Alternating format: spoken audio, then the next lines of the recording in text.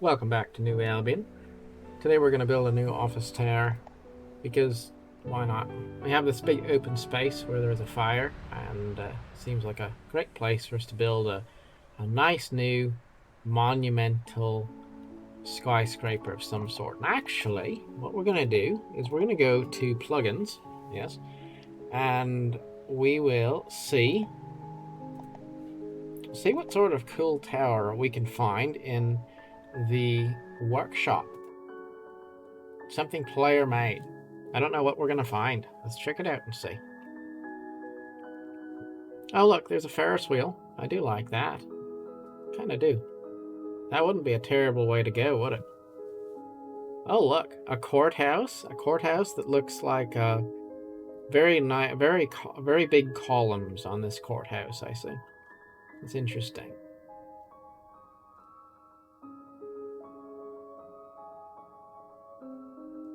But I think I want a tower. Oh, that's cool. There's a diamond mine. Oh, look, a TV broadcasting station. Oh, yes. Looks like, is that, what is that? Is that Donald Trump there or something? All right, we're going to give that a try. Let's do it. Okay. And we're going to restart the game.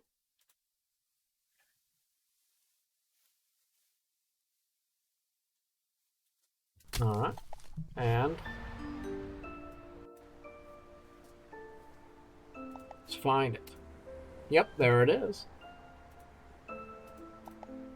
Yeah, that's a nice little addition to downtown. So what I found is that the buildings that will automatically generate in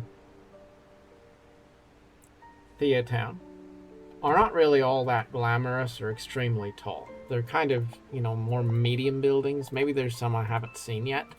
But I think really to get the sense of an enormous, sprawling metropolis, what we're going to really wind up doing is using more and more custom assets that are to our liking.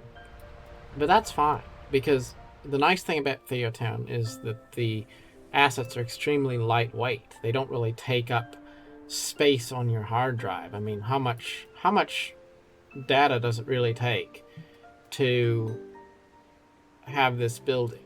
Like, very little. And there's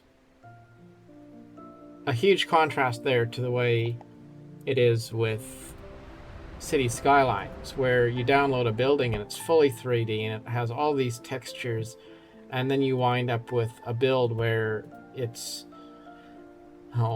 60 gigabytes of RAM used just to load the stuff you've got subscribed in the workshop. And that's fine, but it does make it a bit more of a production to get into the game, and I do enjoy just having a lightweight client where I can just pop in, have a bit of fun, and it's not really a big ordeal where you have to turn on the game and then you wait for several minutes while it finishes loading up and cross your fingers and hope you don't have some sort of a new mod conflict that's come up or something like that. Anyway, today I wanted to talk a little bit about not fixating on one thing. And this could be relevant for gaming. You could say, oh, what's the best game to play? And then you try to figure out what the best one is. And it's hard to figure out what the best one is because there's so many different ones to choose from. Or maybe you do pick one that you really love and you put tons and tons of time into it, and then you burn out because as much as you wanted that game to be a replacement for your life, it just isn't gonna cut it. Because it's just a game. It wasn't meant to give you 70,000 hours of entertainment. It's meant to just be a game that you play for a little while. Well, it's that way with life, though, because we fixate on something. We always want to find that one thing that we're going to put a bunch of time and effort and pour our heart out into. And, well, everything comes to an end, doesn't it? You can put years of your life into a career. And then one day you realize,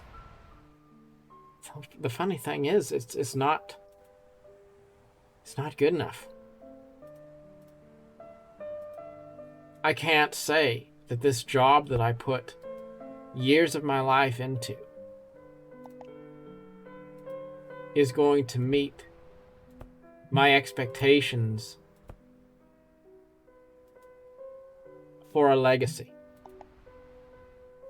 You start thinking, well, this job isn't enough. I don't want my whole life to be devoted to spending more time at work. That's just not going to cut it. And then you think, well, did I waste all this time in my life doing this? Well, no, you didn't waste the time. You did something meaningful with your time there. That's not the point. The point is that you need moderation. The point is that there is no one thing that you're going to find that's a suitable replacement for everything else. Take this game I'm playing right now. It's a wonderful little game. I think it's great. I like it. But I'm not going to say that this is the only game I play, the only thing I do for personal entertainment or fun.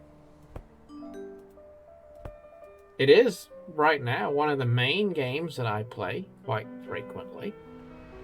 Of course, I will tell you that I enjoy it, as I said, because it is a lightweight client. It's quite easy to load it up and play. It doesn't impose on my time at all. It doesn't make me feel like I need to make it a side job or anything like that. It's very easy for me to engage with it and then also disengage with it when I have something else I want to do. And I enjoy it for that fundamental reason that it's not intrusive. I enjoy playing Albion Online for the same reason, because despite the fact that it's an MMO, it doesn't make me feel like I have to devote my life to it in any particular way. It just is what it is. And I think that's really liberating when you start to have that attitude that life's going to be what it is, and you're not going to read so much into it that you continually set yourself up for a sort of a disappointment because you're looking for something to be the end-all be-all, that's all things wrapped up conveniently into one. And then you're frustrated because nothing ever quite fits the bill of being good enough. Your job's not good enough to fulfill all your needs. Your friends aren't good enough to fulfill all your needs. Your family's not good enough. And really, it's not that any of those things aren't good enough. It's that you have this false narrative in your mind that one thing is supposed to be what you fixate on and what you are obsessed with and what you define your entire life by.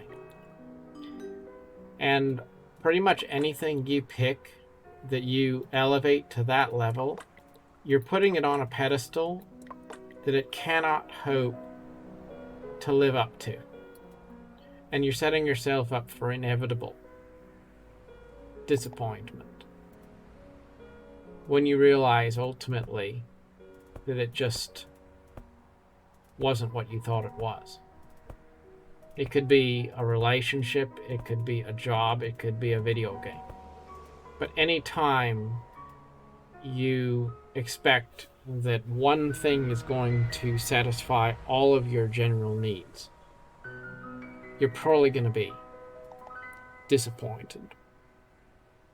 When you expect something temporary to last forever, then you go into a state of denial when you are forced to come to terms with the reality that every season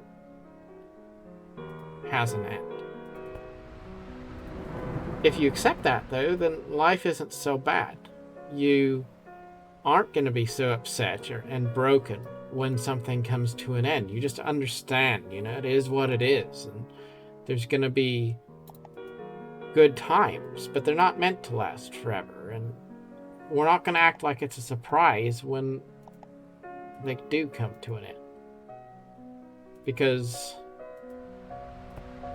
we understand that we're not actually supposed to make them be permanent. We're just supposed to make the best of what we're doing right now. And tomorrow what that is might be something completely, totally different. And that's all right. Maybe that's part of how you come to terms with the concept of mortality, the fact that we're going to die. Understanding that life is actually complete enough without you needing to do anything to achieve completion. It just is what it is. And that's totally, entirely okay.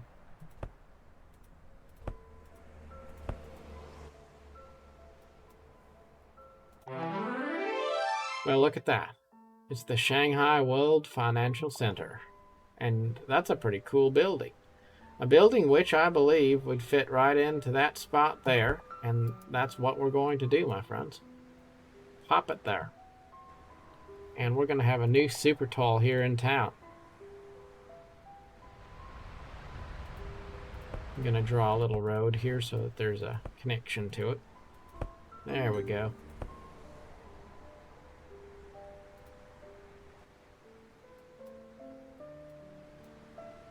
Our new TV tower looks nice, with a funny little television screen there on the front of it. Broadcasting anime pictures or something to the world, I don't know. Look at that.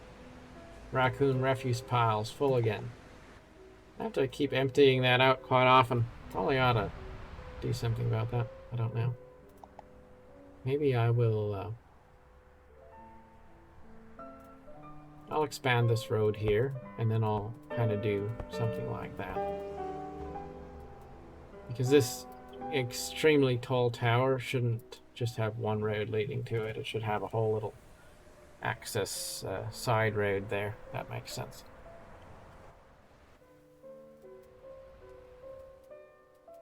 I kind of like the industrial area here, next to the tall commercial buildings. I think the stark contrast really kind of makes it pop.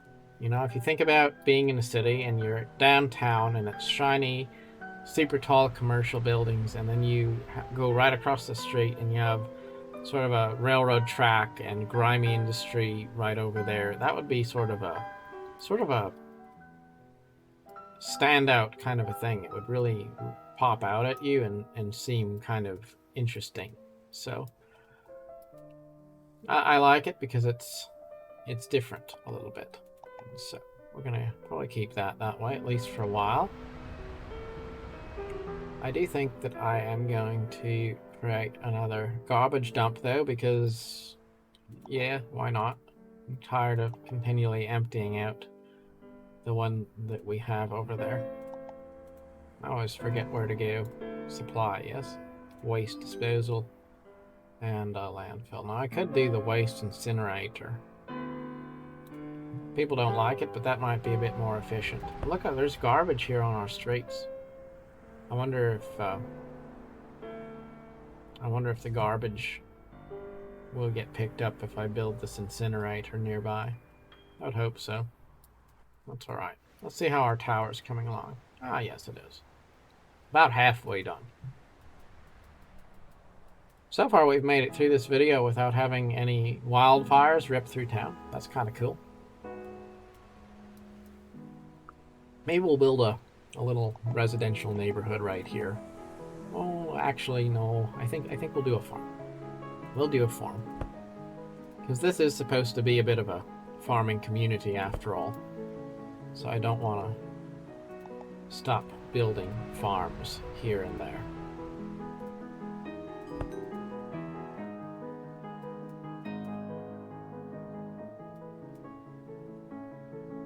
I think one of the problems that you run into in city builders that creates a problem for realism is that Often people will not really focus very much on having open spaces and green spaces and trees and low rise areas, and then you'll have a city where it's all super tall, high density development. And that's not really how cities are for the greater part, especially not in the United States and more rural areas. Cities tend to be defined by distinct skylines, and then you have a lot of areas that are low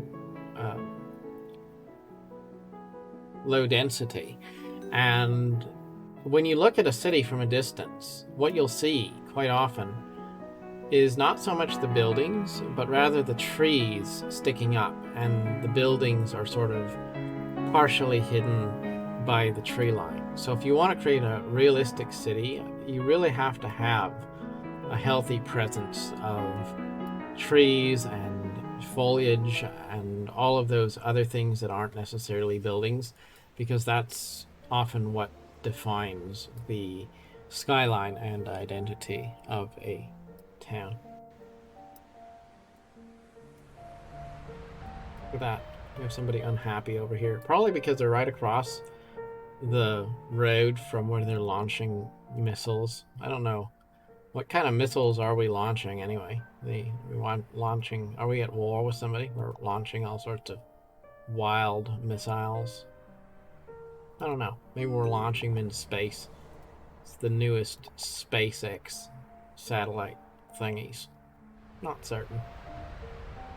But let's go to the parks, and we're going to create a bit of a little park here, and that will make people happy.